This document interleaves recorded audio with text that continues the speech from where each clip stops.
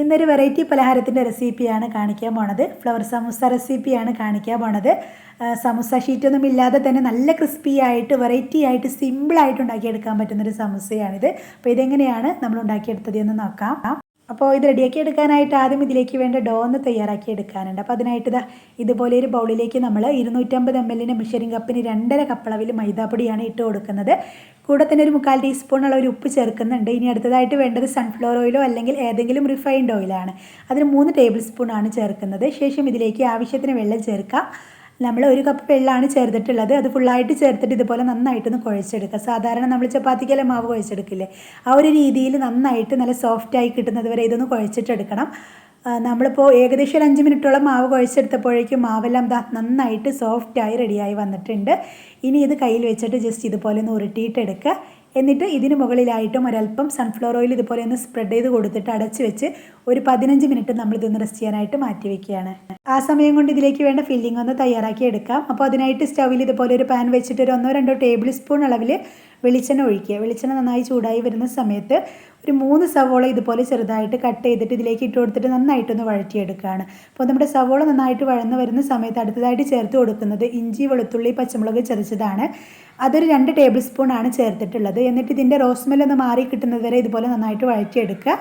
ശേഷം ഇതിലേക്ക് ആവശ്യത്തിന് മസാല പൗഡർ ചേർത്ത് കൊടുക്കാം. നമ്മളൊരു 1/4 ടീസ്പൂൺ അളവിൽ കാശ്മീരി മുളക് പൊടി, 1/4 ടീസ്പൂൺ അളവിൽ മഞ്ഞൾപ്പൊടി, 1/4 ടീസ്പൂൺ അളവിൽ വലിയ ജീരകം പൊടിച്ചത്, അതുപോലെ തന്നെ 1/4 ടീസ്പൂൺ അളവിൽ ഉപ്പും കൂടെ ചേർത്തിട്ട് വീണ്ടും ഇതൊന്ന് വഴറ്റിയെടുക്കുകയാണ്. ഇതിൻ്റെ റോസ്മെല്ലൊന്ന് മാറി കിട്ടുന്നത് വരെ ജസ്റ്റ് ഒന്ന് വഴറ്റിയെടുക്കുകയാണ്. മസാല പൗഡർ വഴറ്റിയെടുക്കുന്ന സമയത്ത് ഫ്ലെയിം നന്നായിട്ട് കുറച്ച് വെച്ചിട്ട് വേണം ഇതുപോലെ വഴറ്റിയെടുക്കാനായിട്ട്. ഇനി ഇതിലേക്ക് ക്രഷ് ചെയ്ത് വെച്ചിട്ടുള്ള ബീഫ് ചേർത്ത് കൊടുക്കാം. ഈ ബീഫ് നമ്മൾ നേരത്തെ തന്നെ സാധാരണ ബീഫിൽ ചേർത്ത് കൊടുക്കാറുള്ള മസാല പൗഡർ എല്ലാം ചേർത്ത് വേവിച്ച് വെച്ചത് മിക്സിയിലിട്ട് ചെറുതായിട്ടൊന്ന് ക്രഷ് ചെയ്തെടുത്തതാണ്, അതാണ് ചേർത്തിട്ടുള്ളത്. അതിലേക്ക് നമ്മൾ ബീഫ് മസാല പൗഡറും കൂടെ ചേർത്തിട്ടുണ്ട്. ഇത് ഓപ്ഷണലാണ്, വേണമെങ്കിൽ ചേർത്താൽ മതി. എന്നിട്ട് നന്നായിട്ടൊന്ന് ഇളക്കി കൊടുത്തിട്ട് ഉടനെ തന്നെ ഫ്ലെയിം ഓഫ് ചെയ്യുക. അപ്പോഴേക്കും നമ്മൾ നേരത്തെ കുഴച്ച് റെഡിയാക്കി വെച്ചിട്ടുണ്ടായിരുന്ന ഡോ നന്നായിട്ട് സോഫ്റ്റായി റെഡിയായി വന്നിട്ടുണ്ട്. ഇനി ഇത് ചെറിയ 6 ബോൾസ് ആക്കിയിട്ട് ഉരുട്ടിയെടുക്കുകയാണ്. ശേഷം അടച്ച് വെച്ച് കൊടുക്കുക.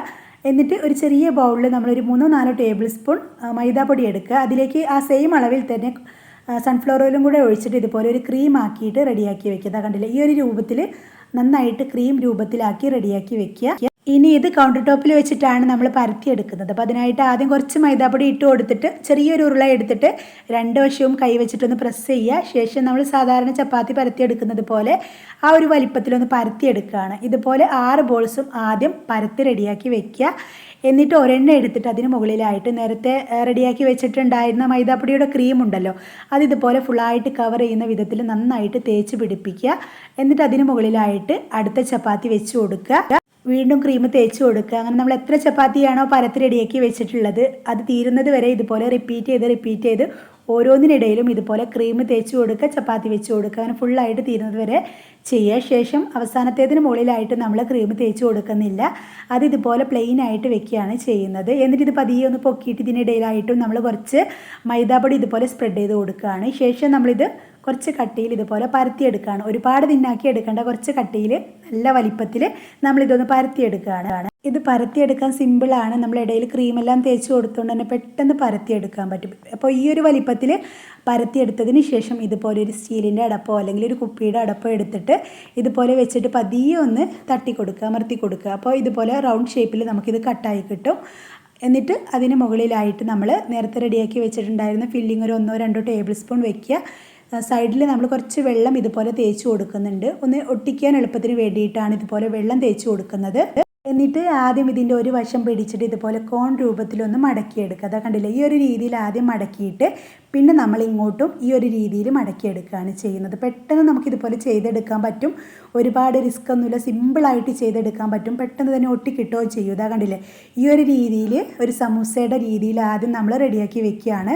ഇതുപോലെ ഫുള്ളായിട്ട് ആദ്യം തന്നെ റെഡിയാക്കി വെക്കുക. ഫുള്ളായിട്ട് റെഡിയാക്കി എടുത്തതിന് ശേഷം നമുക്കിത് ഫ്രൈ ചെയ്തെടുക്കാം. അപ്പോൾ ഇത് ഫ്രൈ ചെയ്തെടുക്കാനായിട്ട് നേരത്തെ തന്നെ സ്റ്റൗവിലൊരു ചീനച്ചട്ടി വെച്ച് ഇത് ഫ്രൈ ചെയ്തെടുക്കാൻ ആവശ്യമായിട്ടുള്ള വെളിച്ചെണ്ണ ഒഴിച്ചു കൊടുത്തിട്ടുണ്ടായിരുന്നു. അപ്പോൾ വെളിച്ചെണ്ണ നന്നായി ചൂടായി വരുന്ന സമയത്ത് നമ്മുടെ സ്നാക്ക് ഇതിലേക്ക് ഇട്ട് കൊടുക്കാം. ഇട്ട് കൊടുക്കുന്ന സമയത്ത് ഫ്ലെയിം നല്ല ഹൈ ഫ്ലെയിമിൽ തന്നെ വെക്കുക. ഇട്ട് കൊടുത്ത ഉടനെ തന്നെ ഫ്ലെയിം ഒരു മീഡിയത്തിലാക്കി വെക്കുക. പിന്നെ മീഡിയത്തിൽ ഇട്ടിട്ട് വേണം ഫ്രൈ ചെയ്തെടുക്കാനായിട്ട്. എന്നിട്ട് തിരിച്ചും മറിച്ചുവിട്ട് ചെറുതായിട്ട് കളറെല്ലാം മാറി ചെറിയൊരു ഗോൾഡൻ ബ്രൗൺ കളറായി വരുന്ന സമയത്ത് നമുക്കിത് എണ്ണയിൽ നിന്ന് കോരി മാറ്റാം. അപ്പോൾ ഇത്രയേ ഉള്ളൂ. എല്ലാവരും ഒന്ന് ട്രൈ ചെയ്ത് നോക്കുക. വീഡിയോ കണ്ട് ഇഷ്ടമായെന്ന് ലൈക്ക് ചെയ്യുക. ഇതുപോലെയുള്ള ന്യൂ റെസിപ്പീസിനായിട്ട് നമ്മുടെ ചാനൽ ഒന്ന് സബ്സ്ക്രൈബ് ചെയ്യുക. Thanks for watching.